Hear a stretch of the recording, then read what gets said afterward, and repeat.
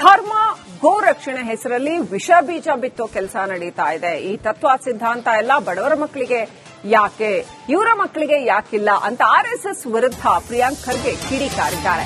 ಗಣವೇಷಧಾರಿ ನಾಯಕರ ಮಕ್ಕಳು ಏನು ಮಾಡ್ತಿದ್ದಾರೆ ಆರ್ಎಸ್ಎಸ್ ನಾಯಕರಿಗೆ, ಹಾಗಂತ ಸಚಿವ ಪ್ರಿಯಾಂಕ್ ಖರ್ಗೆ ಪ್ರಶ್ನೆ ಮಾಡಿದ್ದಾರೆ. ದೊಡ್ಡ ನಾಯಕರ ಮಕ್ಕಳು ಯಾಕೆ ಗಣವೇಷ ಹಾಕ್ತಿಲ್ಲ ಅಂತ ಪ್ರಿಯಾಂಕ್ ಖರ್ಗೆ ಕೇಳಿದ್ದಾರೆ.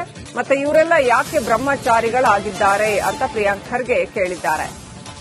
ಬಡವರ ಮಕ್ಕಳಿಗೆ ತ್ರಿಶೂಲ ದೀಕ್ಷೆ ಕೊಡ್ತಾರೆ, ದೊಡ್ಡವರ ಮಕ್ಕಳಿಗೆ ಯಾಕೆ ತ್ರಿಶೂಲ ದೀಕ್ಷೆ ಇಲ್ಲ ಅಂತ ಪ್ರಿಯಾಂಕ್ ಖರ್ಗೆ ಪ್ರಶ್ನೆ ಮಾಡಿದ್ದಾರೆ. ಇವತ್ತು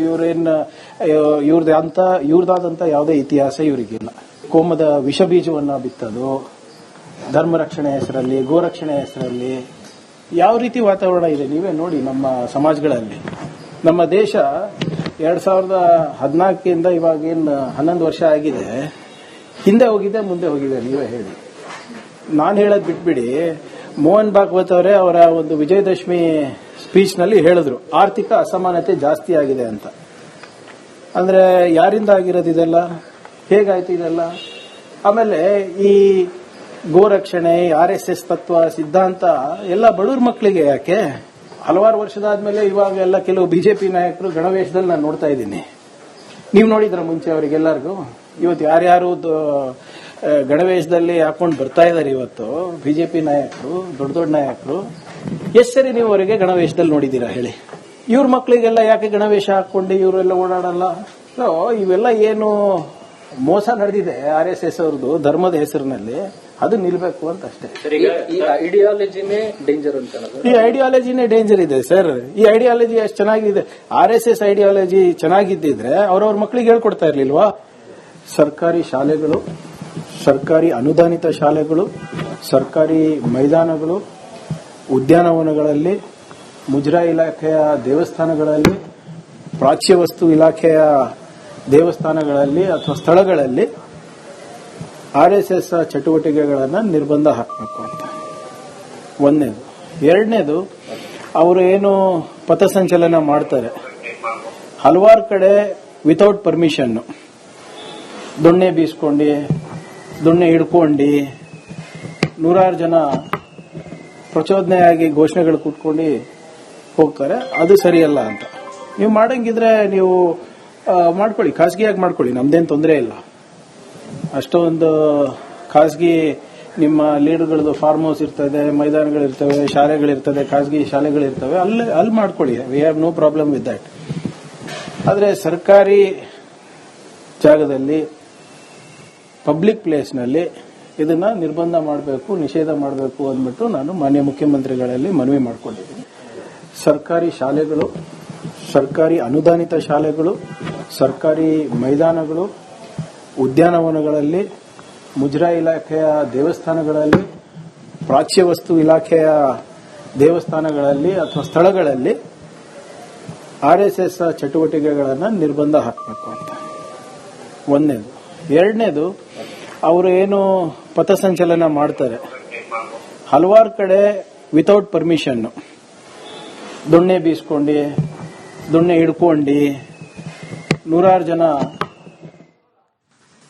ಆಲ್ ರೈಟ್, ಈ ವಿಚಾರಕ್ಕೆ ಸಂಬಂಧಪಟ್ಟಂತೆ ಶಾಸಕ ಹರೀಶ್ ಪೂಂಜಾ ಅವರು ಫೋನ್ ಕನೆಕ್ಟ್ ಆಗಿದ್ದಾರೆ. ಹರೀಶ್ ಪೂಂಜಾ ಅವರೇ, ಪ್ರಿಯಾಂಕ್ ಖರ್ಗೆ ಹೇಳಿದ್ದಾರೆ RSSನವರು ಭಾರತದ ತಾಲಿಬಾನಿಗಳು, ಇವರು ಸಮಾಜ ವಿಭಜಕರು, ಇವರು ಪಥಸಂಚಲನ ಎಲ್ಲ ಮಾಡ್ತಾರೆ. ಆಮೇಲೆ BK ಹರಿಪ್ರಸಾದ್ ಹೇಳ್ತಾರೆ ಇವರು ಕತ್ತಿ, ಲಾಠಿ ಎಲ್ಲ ಇಟ್ಕೊಂಡು ಪಥಸಂಚಲನ ಮಾಡ್ತಾರೆ ಅಂತ. ಇದೆಲ್ಲ ಬಹಳ ಡೇಂಜರಸ್, ವಿಷ ಬೀಜ ಬಿತ್ತುತ್ತಾ ಇದ್ದಾರೆ ಅಂತ. ಏನ್ ಹೇಳಕ್ ಬಯಸ್ತೀರಿ?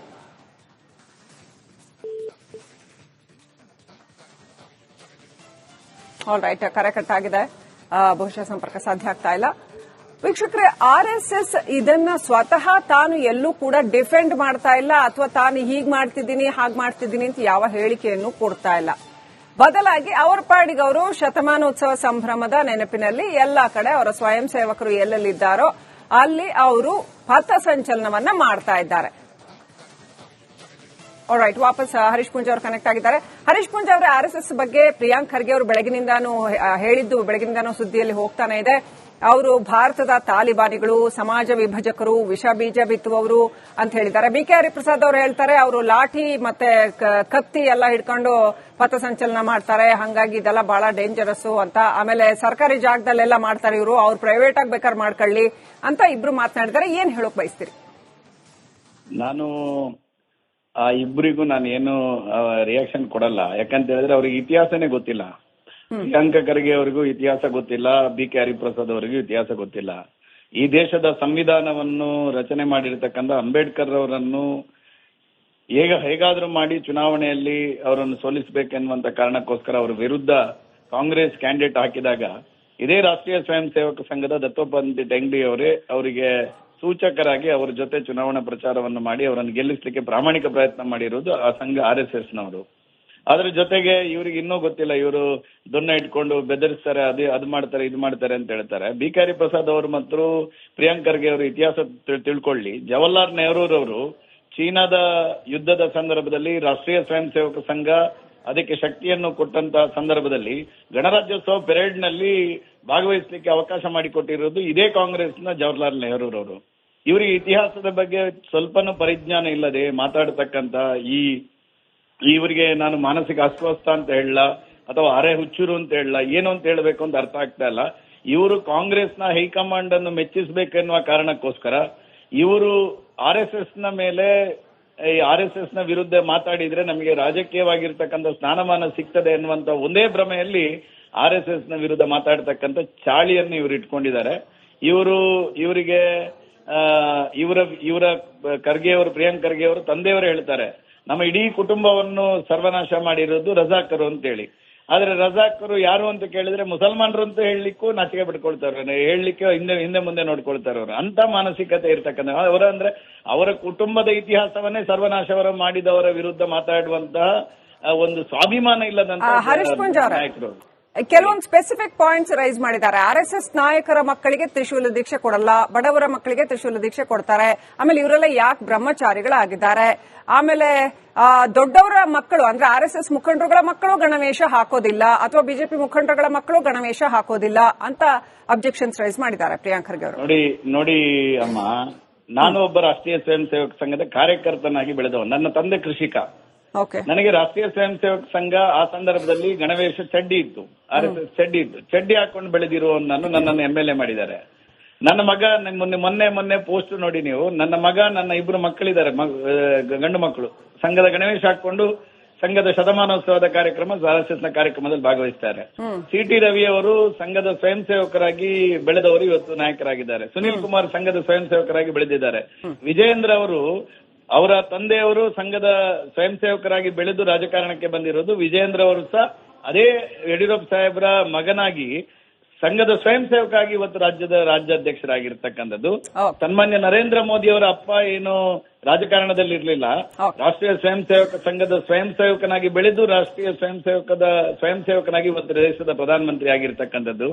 ಈ ರೀತಿ ವಿದಂಡವಾದ ಮಾಡುವವರಿಗೆ ನಾವು ರಾಷ್ಟ್ರೀಯ ಸ್ವಯಂ ಸೇವಕ ಸಂಘದ ಕಾರ್ಯಕರ್ತರು ಆಗಿರ್ಬೋದು, ಈ ದೇಶದ ಜನ ಇದಕ್ಕೆ ಯಾರು ಕಿವಿಡೆ ಕಿಮ್ಮತ್ತನ್ನು ಕೊಡೋದಿಲ್ಲ. ಈಗ ಪ್ರಿಯಾಂಕ್ ಖರ್ಗೆ ಇರ್ಬೋದು ಅಥವಾ ಬಿ ಕೆ ಹರಿಪ್ರಸಾದ್ ಇರ್ಬೋದು. ಯಾಕಂತ ಹೇಳಿದ್ರೆ ಬಿ ಕೆ ಹರಿಪ್ರಸಾದ್ ನ ಮಾನಸಿಕತೆ ಎಡಪಂಥೀಯ ಮಾನಸಿಕತೆ, ಪ್ರಿಯಾಂಕ್ ಖರ್ಗೆಯ ಮಾನಸಿಕತೆನೂ ಎಡಪಂಥೀಯ ಮಾನಸಿಕತೆ. ಅವರಿಗೆ ಯಾವುದು ಅಂದ್ರೆ ಎಲ್ಲವೂ ಹಳದಿಯಾಗಿ ಕಾಣ್ತದೆ ಅವರಿಗೆ. ಯಾಕಂತ ಹೇಳಿದ್ರೆ ಮೊನ್ನೆಯ ಶತಮಾನೋತ್ಸವದ ಕಾರ್ಯಕ್ರಮದಲ್ಲಿ ನೋಡಿ, ಎಲ್ಲ ನಮ್ಮ ಭಾರತೀಯ ಜನತಾ ಪಾರ್ಟಿಯ ನಾಯಕರುಗಳು ನಮ್ಮ ಫ್ಯಾಮಿಲಿಗಳಲ್ಲಿ ಇರ್ತಕ್ಕಂಥ ನಮ್ಮ ಮಕ್ಕಳನ್ನು ನಾವು ರಾಷ್ಟ್ರೀಯ ಸ್ವಯಂ ಸೇವಕ ಸಂಘದ ವಿಚಾರದ ಅಡಿಯಲ್ಲೇ ಬೆಳೆಸಬೇಕೆನ್ನುವಂತ ಮಹತ್ವಾಕಾಂಕ್ಷೆಯನ್ನಿಟ್ಟುಕೊಂಡು ನಾವು ಬೆಳೆಸುವಂತವರು. ಥ್ಯಾಂಕ್ ಯು ಹರೀಶ್ ಪೂಂಜಾ ಅವರ ರಿಪಬ್ಲಿಕ್ ಕನ್ನಡಕ್ಕೆ ಮಾತನಾಡಿದ್ದಕ್ಕೆ.